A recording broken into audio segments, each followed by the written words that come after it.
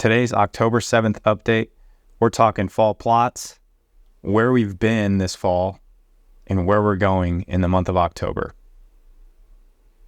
It's early October here in Missouri, and today I kind of wanted to give you guys an update on our season and how it's been going. I feel like our channel and show have been known for our cinematic storytelling, film type of stuff, but we don't often explain necessarily what we're doing or why we do it. So kind of wanted to test the waters. We're not necessarily known for that, like I said, but I wanted to test the waters, see what you guys think. So make sure you give us your feedback on what you think of this video. Today I'm just going to recap basically what we've had going on this fall so far, and really like our plan moving forward in the month of October, and give you guys my tips, strategies on what I'm doing, just to see what you guys think. And if you enjoy this type of content, we'll put more of it out there. If you don't, then we won't, and we'll continue on doing what we do.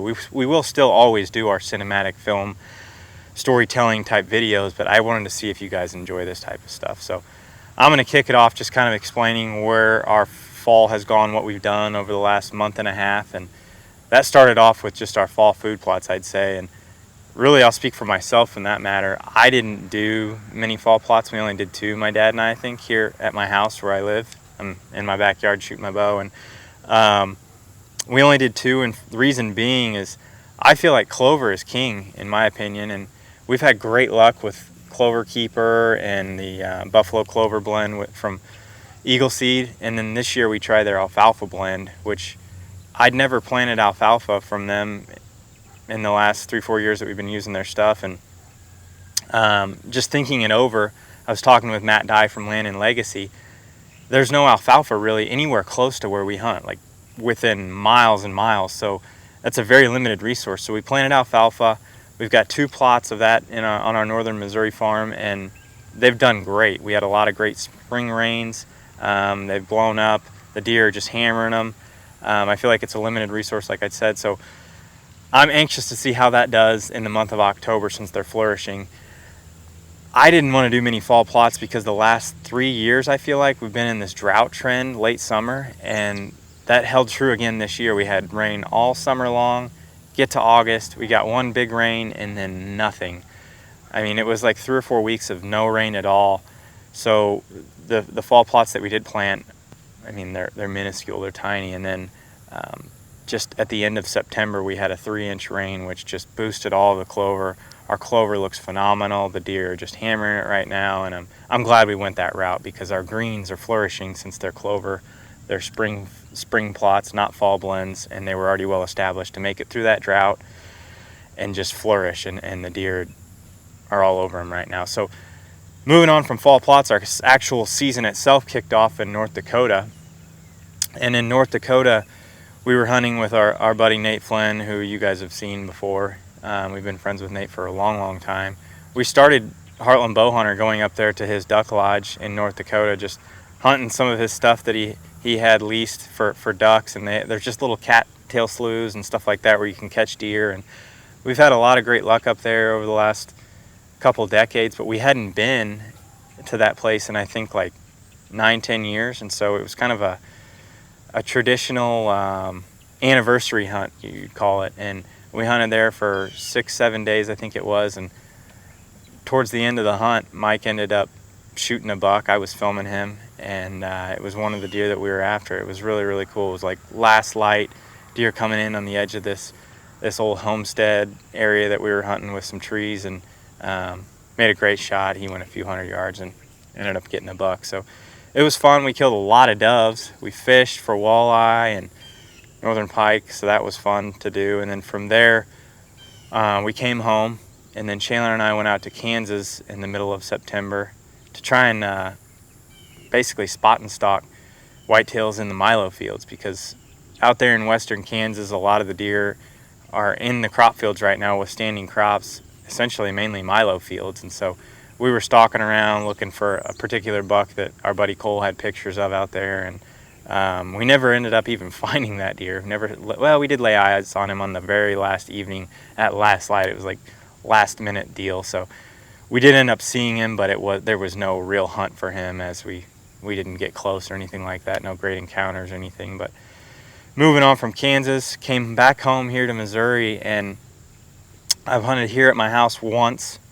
I went on kind of a doe mission since there tends to be a lot of deer, high deer density here, and shot a doe. I went out with Dawson, who films Mike primarily, and Dawson and I have only shared a tree just a few times, but it was a lot of fun. You know, we cracked it up. It was warm, hot, so it was, you know, no pressure at all. Didn't really think much would move, and then we had a lot of bucks come in, and then does at last light. I made a good shot on a doe and filled a doe tag, and then literally the only other time I've hunted for myself here in Missouri was up at our farm. I went up there just to mow the grass the other day in the yard, and I thought, well, conditions are right.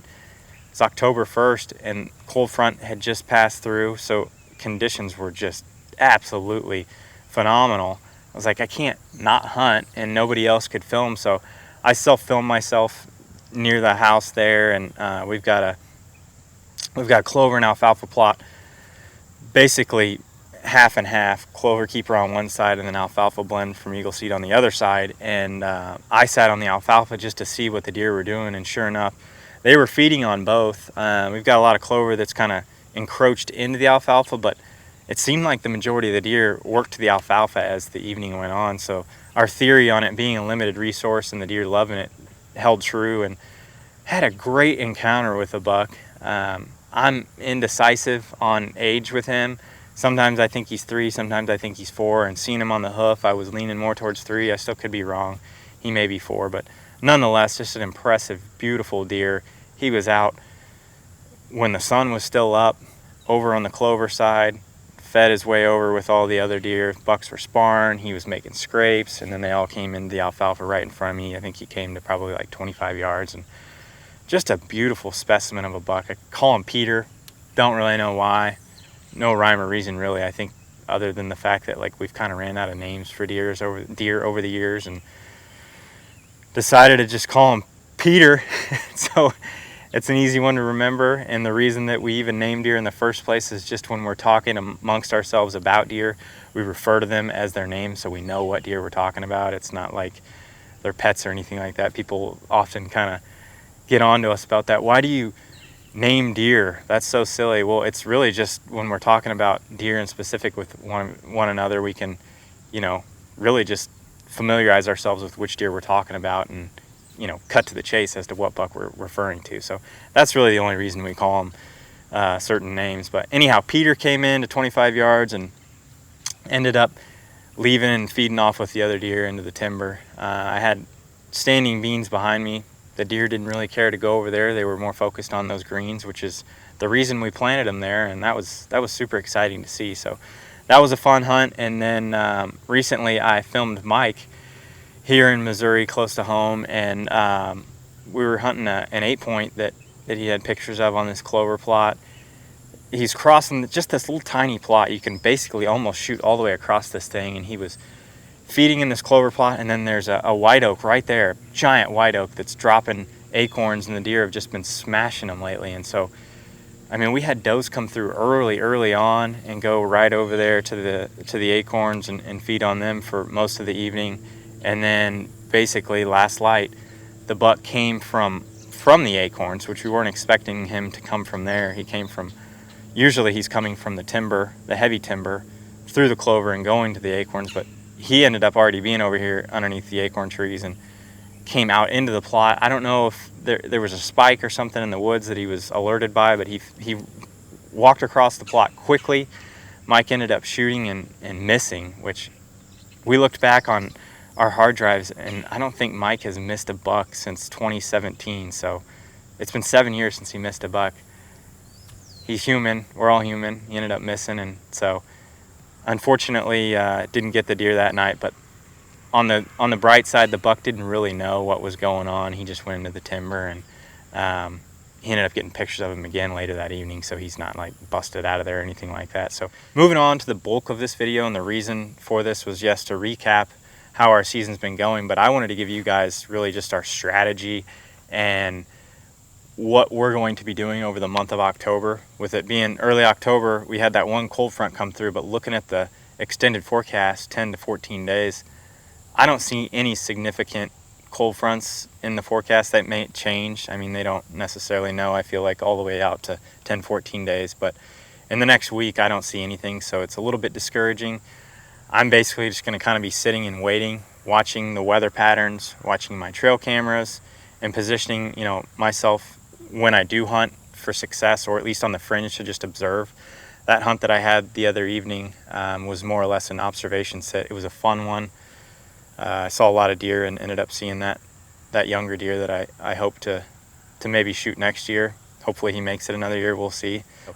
Anyhow, the month of October, I'm just going to be first off watching the weather, and what I'm looking for is a cold front, like most of us, and with that come obviously colder temperatures, high pressure systems to follow, and clear skies. Those are ideal conditions as far as I'm concerned. We've had our greatest success over the years with those conditions, and we're positioning ourselves either over food, maybe a heavy travel corridor, or scrapes.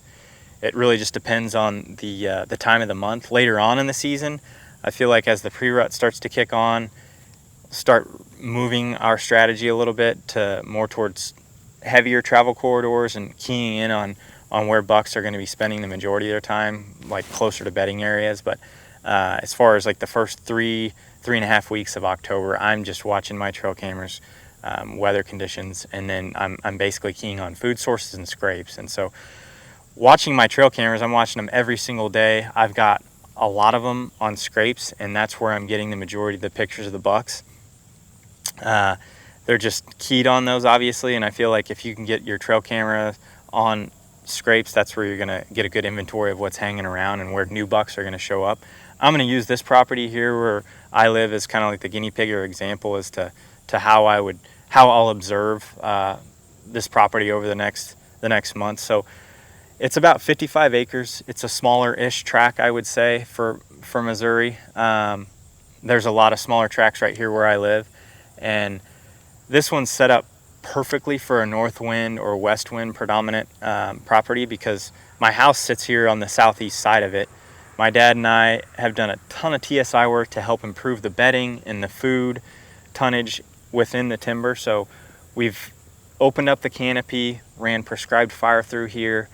It's great cover, great habitat, and a lot of food sitting in the timber. There's a ton of acorns, so there's a lot of deer that can be held here. Now, do I think the deer spend all their time here and live here all the time, like all year long? Absolutely not, no. In fact, in the summertime, it's fairly slow here. But as the season progresses and, there's limited cover elsewhere, a lot of the deer tend to hone in here more because we've got the food and the cover, and then also within the timber, and then also the food in the field that we planted. And so with that, we've got corn from eagle seed that we planted, a lot of eagle seed beans, and then the clover keeper from eagle seed. And right now that clover is flourishing like I was talking about earlier, and a lot of deer are hammering that. Our fall plots are pretty much nothing because of the lack of rain.